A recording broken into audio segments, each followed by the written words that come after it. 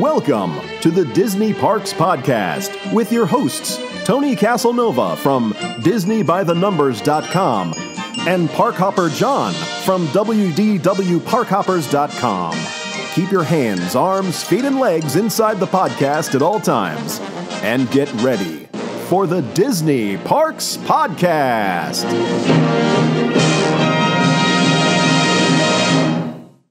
Well, hello, everybody, and welcome to the Disney Parks Podcast. My name is Parkhopper John, and I come to you from WDWParkhoppers.com. Joining me, as always, on the other side of the table, or the internet, as far as you're concerned, Mr. Tony Caselnova from DisneyByTheNumbers.com. All right, I think this is a good idea, this next story. They're turning the Pinocchio Village Haus in Fantasyland at the Magic Kingdom into a table service dinner buffet. In my opinion, all the restaurants should be like this. Buffets? Some kind of table service, I think. Oh, yeah. Yeah. You know, and then you can have all the other kiosk type things serving all the other fried Twinkies or chicken and waffles. Mm-hmm. So anyway, the Village Haus counter service restaurant at the Magic Kingdom is set to start a buffet-style dinner service soon, similar to the Biera guest restaurant. The establishment will be counter service during the day for lunch, and then will become table service at night. Gee, I wonder what kind of food they're going to serve here. Do you want to guess? The international food of Disney, which is Italian. Yeah, another place to kill Italian food. Yeah. Somebody that's Italian must have really hacked somebody off, because they've got a lot of Italian places that aren't really great. Or they have an Italian guy running the business back there. Yeah, whatever. Next, what's up? So according to the cast members at the restaurant, guests will find offerings in a buffet-style dinner at Geppetto's Village Haus Buffet, priced at $22 per adult, $12 per child. The lineup should include Italian food offerings such as multiple salads, baked ziti, meatballs, pasta alfredo, chicken parm, flatbreads, breadsticks, cannolis, and Italian cakes. Reservations should open soon. The start date has not been disclosed quite yet. I'm sorry, go ahead. Is there anything else? So this would not be the first buffet offered in the Magic Kingdom this way, as we know. Would this be something that they're doing to offset the inevitable change for Be Our Guest? Be Our Guest? Yes. All right. So they now have a tropical hideaway coming to Disneyland's Adventureland. The Disneyland Resort has announced a brand new experience coming to Disneyland's park, their version of Adventureland. Very soon, Aladdin's Oasis will become the tropical hideaway. I hear the tikis already.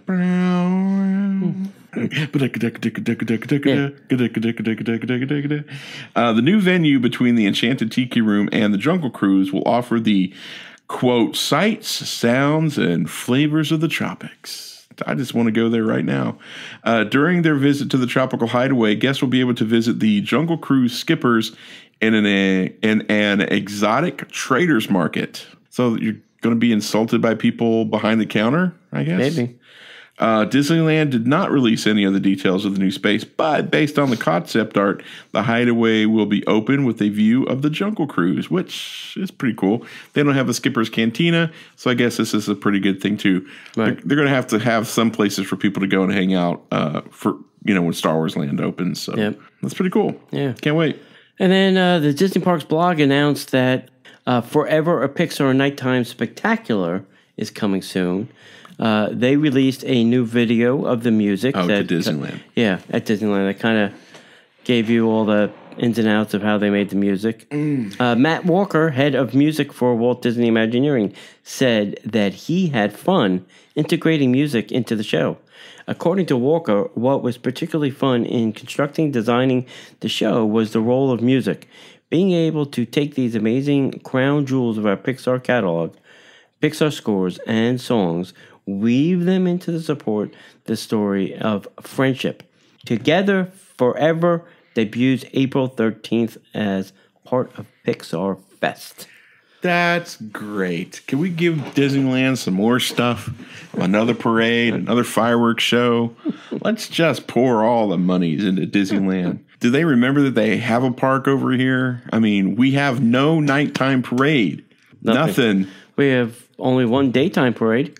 Yes, and it's amazing. Don't get me wrong. I love that parade.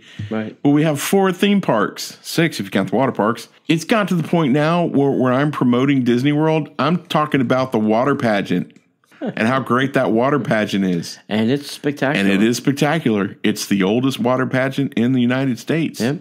A water pageant. Hey, whatever. You're going to have to wait till 2021. Yeah, and then the Disneyland Parks blog will be complaining because we're getting all the good stuff. Yeah. If there is a blog like that or podcast, I don't know. The easement has been signed for a new solar farm at Reedy Creek, which is going to be 10 times larger than Epcot's Hidden Mickey. Anything you can do, we can do better. Disney is upping their game in the solar energy department, adding a new complex that will dwarf the current Mickey-shaped solar farm located in the Epcot area. Regis Energy, a Miami-based company with active projects in both Europe and the Americas, has reached an agreement with the Reedy Creek Improvement District to construct a new 50-megawatt solar energy farm. The complex will span 270 acres and house 518,000 solar panels.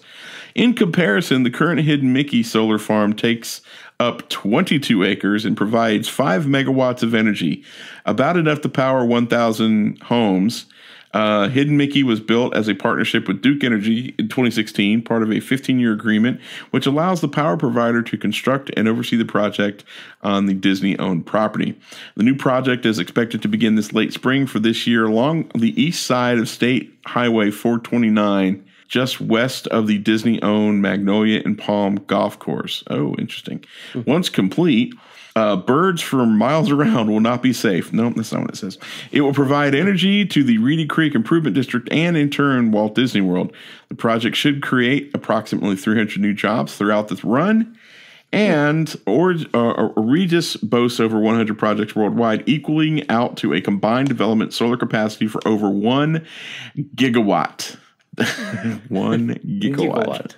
How many gigawatts does it take to get to the Back to the Future?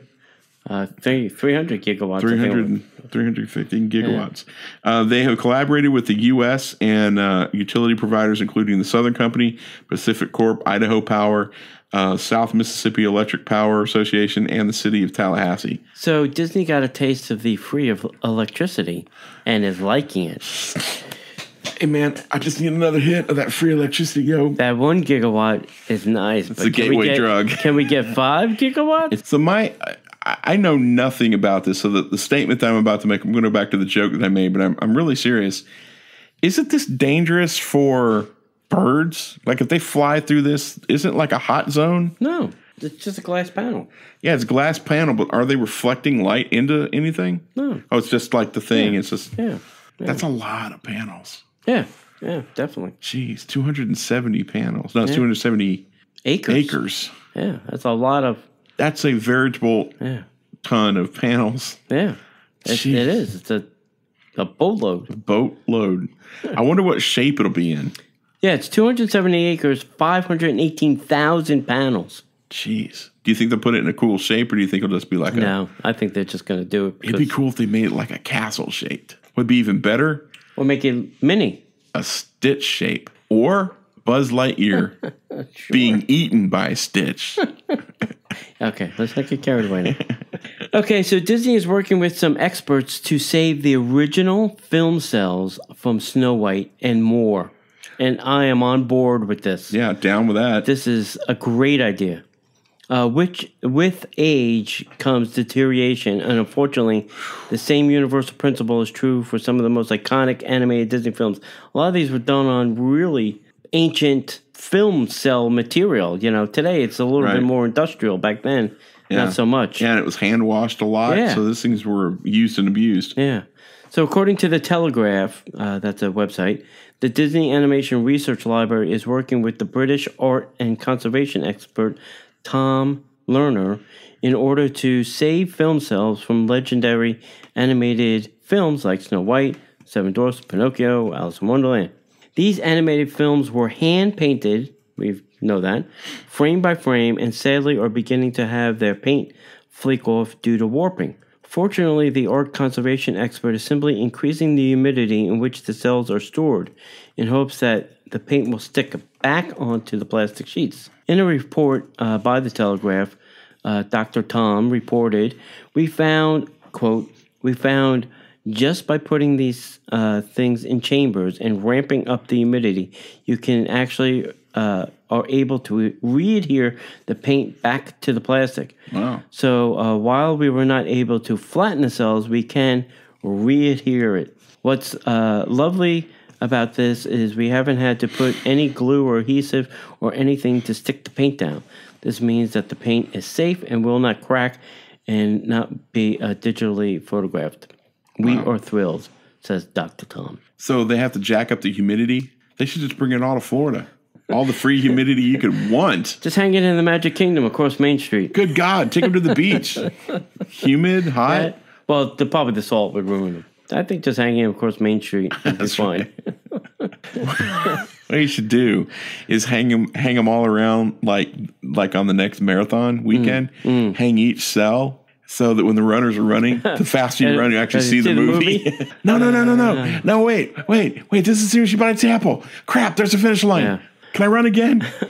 I'm glad they're trying to do this because, we talk about people being gone, but also once these assets are gone. They're gone. And like Mindy was saying, Mindy Johnson, who wrote the book on Inca Paint, a lot of these families and people have a lot of these assets in their homes. Mm-hmm.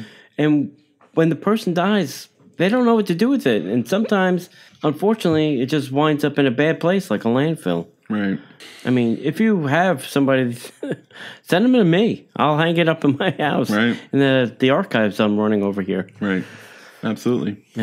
But yeah, I think something's got to get done. Well, it's not just, and we say that because it's Disney and stuff, but any old school animation, could you imagine finding some animation cells to Oswald the Lucky Rabbit?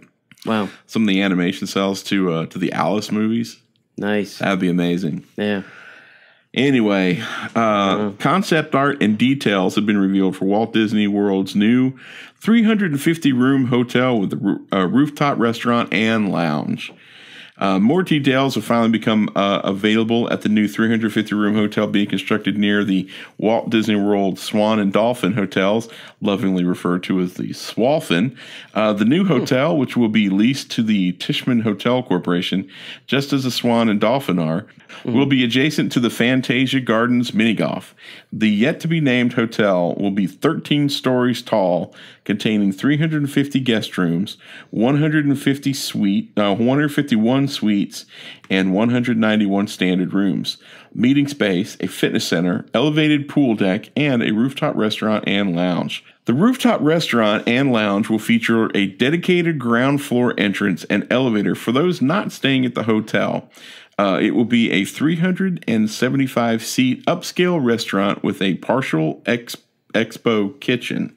The bar will have about 40 seats. The windows will be floor to ceiling to provide a great view of Walt Disney World, including a rooftop trellis area for unobstructed views.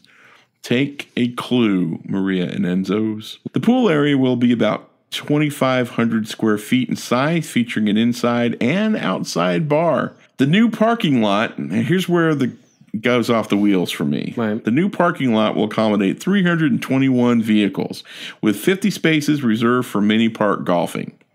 The Fantasia Gardens mini golf will continue to operate mostly unchanged, with the exception of the entry area and some new backstage facilities necessitated by the new construction.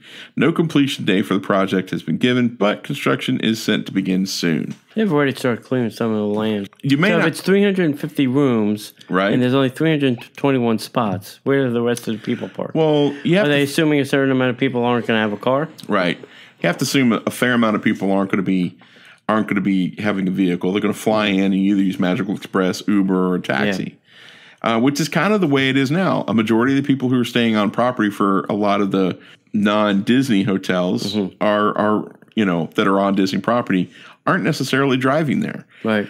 But at the same time, with 321 spaces, minus 50 spaces just for the mini golf parking, questions start popping up, because my wife works in hospitality. She works at a hotel near Disney Springs. Her first question was, where are the employees going to park? Swan and Dolphin. Probably Swan and Dolphin, and there's going to have to be some kind of They'll bus them over. Some type of a bus or van or some kind of shuttle to get them back and forth. Yeah. The problem, Transtar bus. yeah, and I'll go ahead and say this: the problem that some of these hotels are having, like I'm not going to say names. If you want to do the math, you can figure it out. The hotel that's next to Reedy Creek, across from Disney Springs, does not have ample parking for the people who work there. Right. So what they have to do is they have to go park in the spaces, the grass lot behind Reedy Creek. Well, to get from Reedy Creek to that specific hotel, you have to walk a fair distance with no security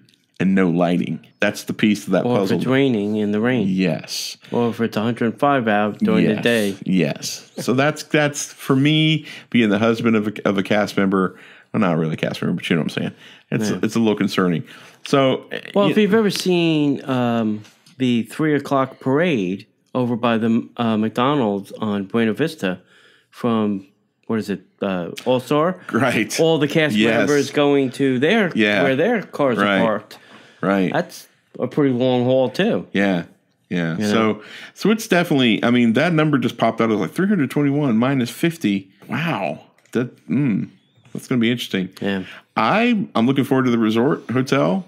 I'm looking forward to the lounge. Mm-hmm. Yeah.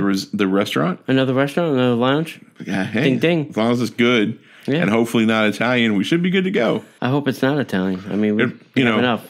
The downside about the Swan and the Dolphin, and probably this resort, because it's going to be leased by the same company, is it's $25 to park. Period. End story. No valet. I mean, not valet, but no validation at all. Camorra's, I think, validates. That's Swan and Dolphin. Might be the only one.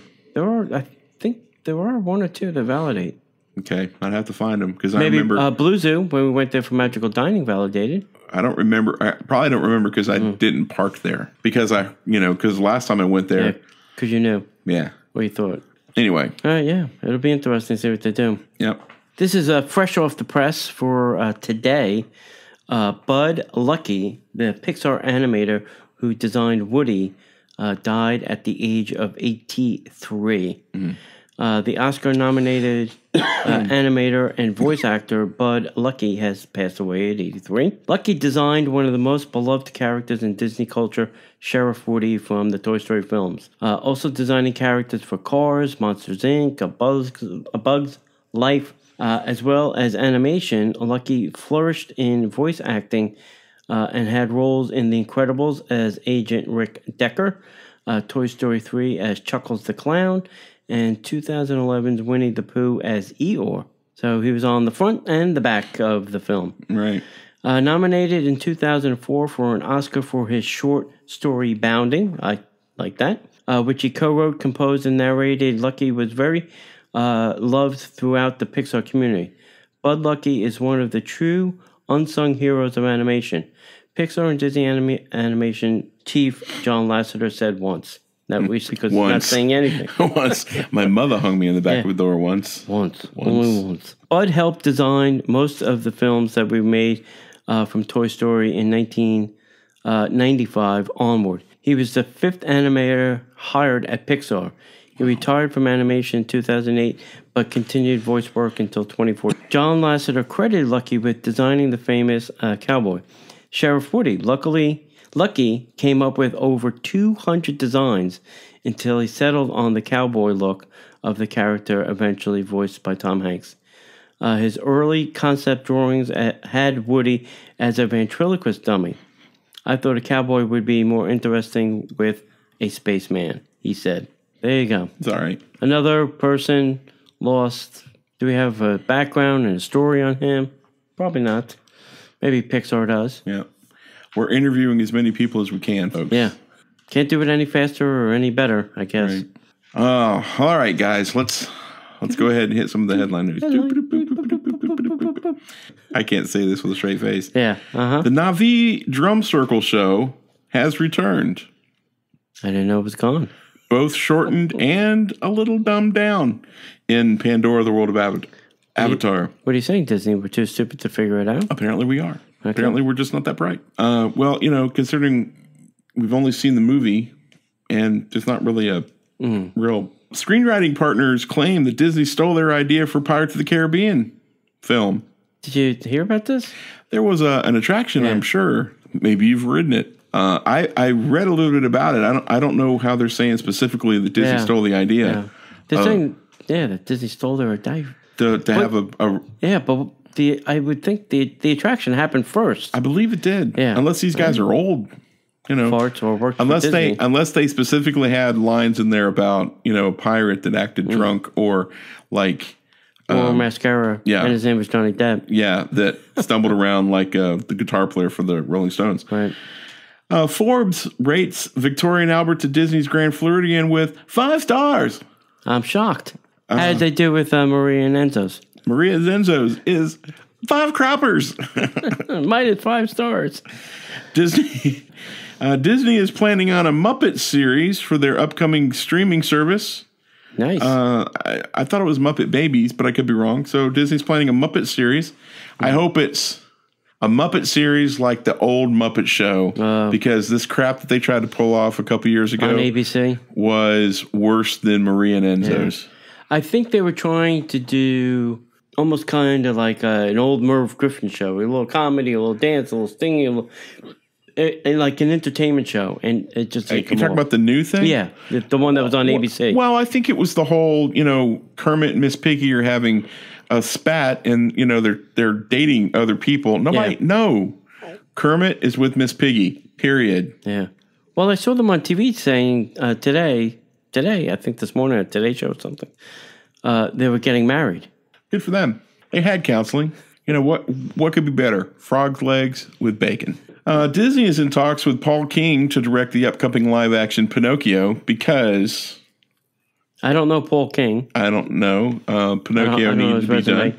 I think it'll be fine. They've got a pretty good track record of live-actioning their classic films. Pinocchio is a great story that could be used a good retelling. I think the Mary Poppins one is what scares most of us. Yeah, but I don't think so. There's no reason to be scared. Mary Poppins will be the linchpin. Mm-hmm. If it's good, it'll be fine. Mary Poppins, I don't believe, and please, I'm not trying to offend you, is not on the same par. Like Pinocchio is not on the same par as Mary Poppins. Everybody loves Pinocchio, but Mary Poppins is beloved. You know what I'm saying? So bring home Star Wars The Last Jedi on March 13th. You'll be able to get digital. And then on March 27th, you get the 4K and Blu-ray. I'm glad that Disney, I think, is leading with 4K movies. Yeah. They're putting out everything in 4K. Right. So if you got a 4K television, that's great for you. Even if 4K doesn't catch on, they're still going to get their money out the 4K. Yeah. That's great. Yeah. Garden Rocks concert series, dining packages are now available. Nice. Good. Black Panther has begun meet and greets of Disney California Adventure. I bemoaned that earlier. Changes are made to Disney's Hollywood Studios parking lot exit, so be careful. Yeah, read the signage. Routing people different ways depending on where you're parking now. Yeah, so just be flexible. Right. Be polite to the cast members. Yeah. If you've been there 100 times like us, locals. Yeah, it changes. Get over it. Just be nice. Yeah, just follow the signs now. Uncle Walt would like you to be nice. Right. And then last but certainly not least, permits filed for a quick service addition to Planet Hollywood Observatory. Yeah, we heard that years ago. Yeah, well, that's great. At least the permits have been filed. Great. Maybe you can get a donkey burger and a shake to go. How would you carry that shake around Disney Springs? Beep, beep. Now, here comes Tony with a donkey burger and a shake. Beep, beep, beep. I mean, the shake is used, and they then ice all that candy on. Well, the shake is $10.99. The wheelbarrow is $37.50. Yeah, they'll probably have to have scooter rentals for the burger and the shake with a little tray, like Sonic. And if anybody's smart, if they did that, they would open up a chiropractic spot right next to. That would be great. Yeah, or a cardiologist. Yeah. Okay, that's it. As we like to remind everybody, please go to DisneyParksPodcast.com. We are on Twitter at Disney Podcaster. Disney Podcaster? Yes, we're on there. We're on the Facebook, Facebook.com/Disney Parks Podcast. And as we like to say around here, we'll see you in the parks. The Disney Parks podcast is not affiliated with the Walt Disney Company. All Disney parks, attractions, lands, shows, event names, etc. are registered trademarks of the Walt Disney Company. Like a boat out of the blue, fate steps in and sees you through.